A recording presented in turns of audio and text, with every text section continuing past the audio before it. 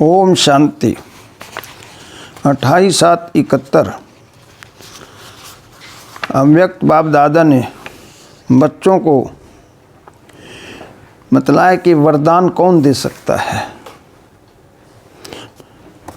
इस पर बाबा ने महावाक्य उच्चारे, वरदान वह दे सकता है जो साक्षात्कार मूर्त होगा। कोई भगत को भी वरदान प्राप्त होता है तो साक्षात्कार मूर्त द्वारा होता है ना। तो साक्षात्कार मूर्त बनने से ही वरदाता मूर्त बन सकेंगे। बाप दाता के बच्चे दाता बनना है, लेने वाले नहीं लेकिन देने वाले। हर सेकंड हर संकल्प में देना है। जब दाता बन जाएंगे तो दाता का मुख्य गुण कौन सा होता है? उदार चित्त, जो औरों के उद्धार के निमित्त होंगे। तो वह अपना नहीं कर सकेंगे। सदैव ऐसे समझो कि हम दाता के बच्चे हैं। एक सेकंड भी देने के सिवाय न रहें।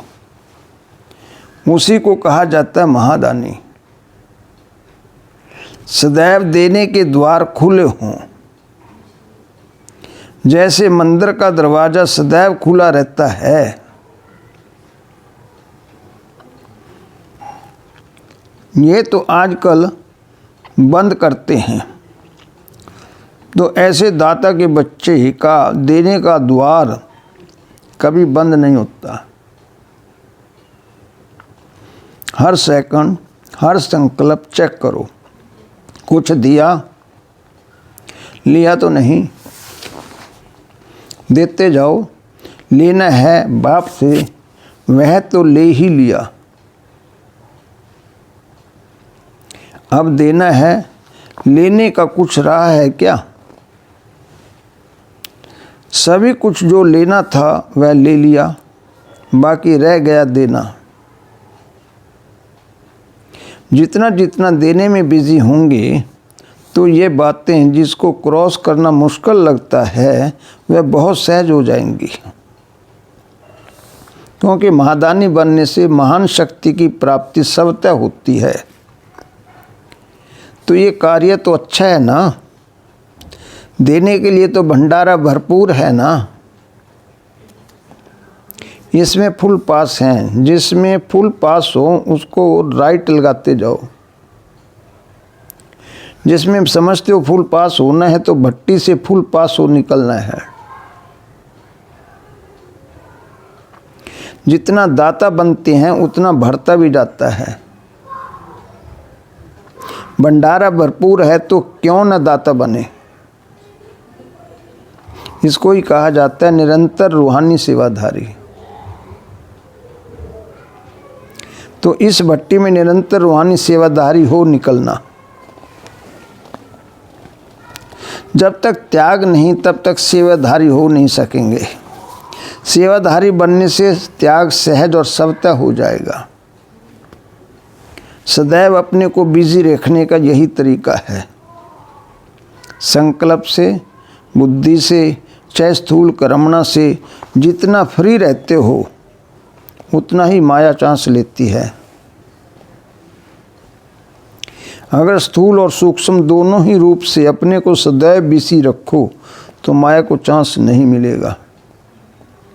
जिस दिन स्थूल कार्य की भी रुचि से करते हो उस दिन की चेकिंग करो तो माया नहीं आएगी।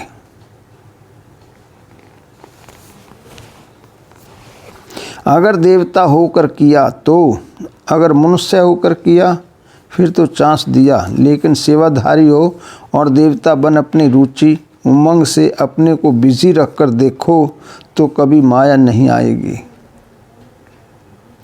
खुशी रहेगी।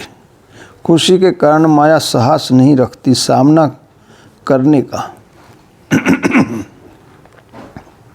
तो बिजी रखने की प्रैक्टिस करो। कभी भी देखो आज बुद्धि फ्री है तो समय ही टीचर बन बुद्धि से काम लो। जैसे स्थूल कार्य की डायरी बनाते हो, प्रोग्राम बनाते हो कि आज सारा दिन यह कार्य करेंगे, फिर चेक करते हो इसी प्रमाण अपनी बुद्धि को बिजी रखने का भी डेली प्रोग्राम होना चाहिए। प्रोग्राम से प्रोग्रेस कर सकेंगे। अगर प्रोग्राम नहीं होता है तो कोई भी कार्य समय पर सफल नहीं होता है।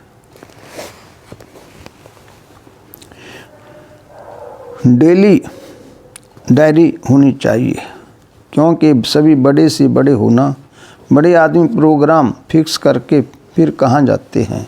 तो अपने को भी बड़े से बड़े बाप के समझ कर हर सेकंड का भी प्रोग्राम फिक्स करो।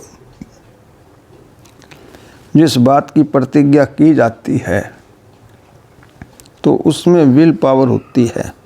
ऐसे सिर्फ विचार करेंगे, उसमें विल पावर नहीं होगी। इसलिए प्रतिज्ञा करो कि ये करना ही है। ऐसे नहीं कि देखेंगे, करेंगे, करना ही है। जैसे स्थूल कार्य कितना भी ज़्यादा हो, लेकिन प्रतिज्ञा करने से कर लेते हो ना। अगर ढीला विचार होगा, न करने का ख्याल होगा, तो कभी पूरा नहीं करेंगे। फिर बहाने भी बहुत बन जाते हैं। प्रतिज्ञा करने से फिर समय भी निकल आता है और बहाने भी निकल जाते हैं। आज बुद्धि को इस प्रोग्राम पर चलाना ही है, ऐसी प्रतिज्ञा करनी है। भिन्न भिन्न समस्याएं, पुरुषार्थहीन बनने के व्यर्थ संकल्प, आलस्य आदि आएंगे, लेकिन विल पावर होने के कारण सामना कर विजयी बन जाएंगे। ये भी डेली डायरी बनाओ, फिर देखो कैसे रूहानी राहत देने वाले रूह सभी को देखने में आएंगे। रूह आत्मा को भी कहते हैं और रूह इंसेंस को भी कहते हैं। तो दोनों हो जाएंगे। दिव्य गुणों के आकर्षण अर्थात इंसेंस, वह रूह भी होगा और आत्मिक स्वरूप भी दिखाई देंगे। ऐसा लक्ष्य रखना है। तो रूप की विस्मृति, रूह की स्मृति, इस भट्टी से बनाकर निकलना है। बिल्कुल ऐसा अनुभव हो जैसे शरीर एक बॉक्स है, इनके अंदर जो हीरा है उनसे संबंध स्नेह है। ऐसा अनुभव करना है। तो निवास स्थान का भी आधार लेकर स्थिति को बनाओ। मधुबन निवासी अर्थात मधुरता और बेहद के वैरागी, जो बेहद के वैरागी होंगे वह रूह को ही देखेंगे। तो चलन में मधुरता और मनसा में बेहद की वैराग्य वृत्ति हो, दोनों समृद्धि रहें तो पास विद ऑनर्स नहीं होंगे। यह दोनों क्वालिफिकेशन अपने में धारण करके निकलना। यह संगम युग का सुहावना समय जितना ज़्यादा हो उतना अच्छा है, क्योंकि समझते हो सारे कल्प में ये बाप और बच्चों का मिलन फिर नहीं होगा।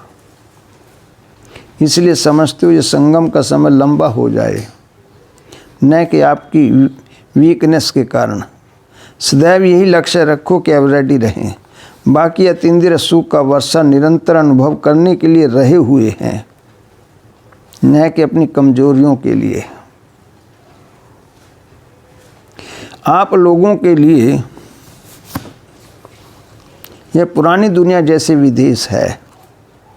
कई लोग विदेश की चीज़ को टच नहीं करते हैं, समझते हैं अपने देश की चीज़ को प्रयोग करें। तो इस पुरानी दुनिया अर्थात विदेशी चीज़ों को टच भी नहीं करना है।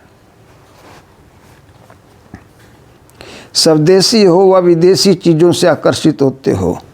सदैव समझते हो हम स्वदेशी हैं, ये विदेश की चीज़ टच भी नहीं करनी है।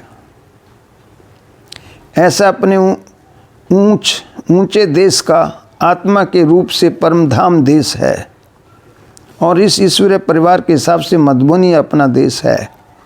दोनों देश का नशा रखो। हम स्वदेशी हैं, विदेश की चीज़ों को टच भी नहीं कर सकते। आप पावरफुल रचता बनो। रचता ही कमज़ोर होंगे तो रचना क्या रचेंगे। अलंकारी बनकर निकलना है। निरंतर एक रस स्थिति में तो दिखाने का एग्जाम्पल बनना है, जो सभी को साक्षात्कार हो। द्वापर में तो भक्त लोग साक्षात्कार करेंगे, लेकिन यहाँ सारा दैवी परिवार आप साक्षात मूर्त से साक्षात्कार करें। जमा करना है, कमाया और खाया, ये तो 23 जन्मों से करते आए। अब जमा करने का समय है, गुमाने का नहीं है। जो कर्म संकल्प करो, अपने में लाइट होने से वह कर्म यथार्थ होगा। ऐसे लाइट रूप अथवा ट्रांसपेरेंट बनो। यह भट्टी पांडव भवन को ट्रांसपेरेंट चैतन्य प्रदर्शनी बनाएगी और सभी को साक्षात्कार करने की आकर्षण हो कि ये चैतन्य प्रदर्शनी जाकर देखें। सभी बातों में विन करना ही है, 1 नंबर में आना है। पुराने संकल्प संस्कार समेटकर खत्म करना अर्थात समा देना है, जो फिर इमर्ज न हो।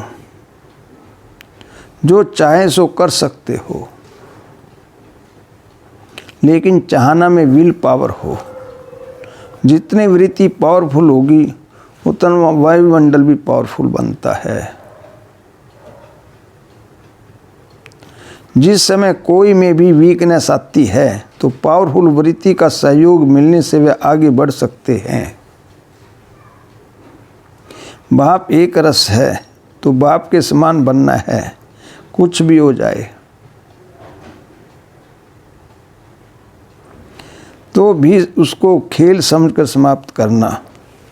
खेल समझने से खुशी होती है। अभी का तिलक जन्म जमांतर का तिलकधारी व ताजधारी बनाता है। तो सदैव एक रस रहना है, फॉलो फादर करना है। जो समय हर्षित है वह कैसे भी मन वाले को हर्षित करेगा। हर्षित रहना ये तो ज्ञान का गुण है, इसमें सिर्फ रूहानियत ऐड करना है। हर्षितपन का संस्कार भी एक वरदान है जो समय पर बहुत सहयोग देता है। अपने कमज़ोर संकल्प गिराने का कारण बन जाते हैं, इसलिए एक संकल्प व्यर्थ न जाए, क्योंकि संकल्पों के मूल्य का भी अभी मालूम पड़ा है। अगर संकल्प वाचा कर्मणा तीनों अलौकिक होंगे तो फिर अपने को इस लोक के निवासी नहीं समझेंगे। समझेंगे कि इस पृथ्वी पर पाँव नहीं है, अर्थात बुद्धि का लगाव इस दुनिया में नहीं है। बुद्धि रूपी पाँव देह रूपी धरती से ऊंचा है। यह खुशी की निशानी है। जितना जितना देह के भान की तरफ से बुद्धि ऊपर होगी उतना वह अपने को फरिश्ता महसूस करेगा। हर कर्तव्य करते बाप की याद में उड़ते रहेंगे तो उस अभ्यास का अनुभव होगा। स्थिति ऐसी हो जैसे कि उड़ रहे हैं, तभी बाबा के बच्चे वरदानी और साक्षात्कार मूर्त बन सकेंगे। ओम शांति।